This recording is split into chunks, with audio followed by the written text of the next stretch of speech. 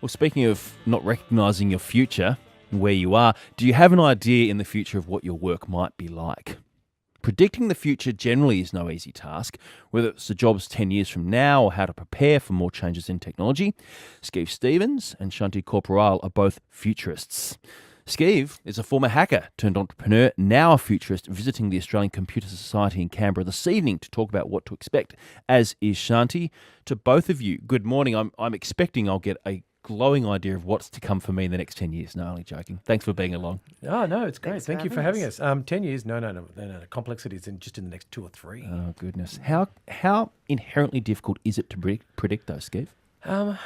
Well, I disagree with a few other futurists out there, the people that like to talk about 2050, 2040, and I'm like, how about trying to get the next 5 years correct? Because you've got massive things that happen like Pokemon Go, which you have 100 million people get on the internet or get on that product in space of a week. And that changed like geolocation services, and the way marketing was done so massively.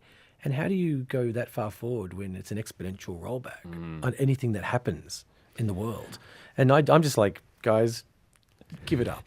Worry about your next 2 to 5 years. Next 2 to 5. Would you concur, Shanti? Yeah, definitely. We see a lot of futurists who talk about that far forward, and we think, well, that's great, but how do we work with education and people at work right now, and how do we help them moving forward, in the next couple of years within their careers, within their work? Jeez, it seems like a big challenge. By the way, super slow on Horse Park Drive southbound. This morning there's been an accident prior to the intersection of the on-off ramps at the Federal Highway. Very slow southbound on Horse Park Drive from Gungahlin Town Centre. Avoid that region if you can. So if it's that hard, Skeeve, to understand 2 to 5 years from now, can you give us a picture of what it might look like? Okay, so one of the things that people don't understand is that they think we're just going along at a little rate. We actually have entered kind of like a new era. When we go from the industrial revolution to the information, we're actually going to the second revolution of IT. The biggest problem, while we say we are futurists, weirdly enough, a lot of our talks start with, hi, we're futurists, but we're not actually here to talk about the future. Because most people who aren't constantly living this are still in about 2014, 2015.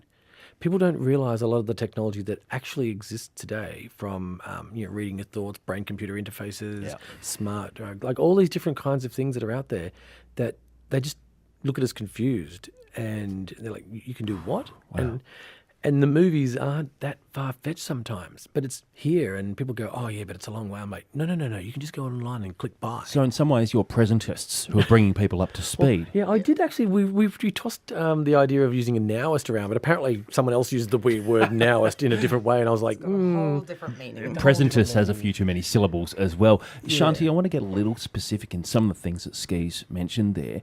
Younger people learning coding skills generally, we're told that is going to be, or is imperative already. Definitely. Will these people be programmers or just citizens? So they're not going to be programmers. The idea behind young people learning how to code is they're going to be coding in their everyday jobs. You're going to have coding aspects to a lawyer, a judge, a nurse, a doctor.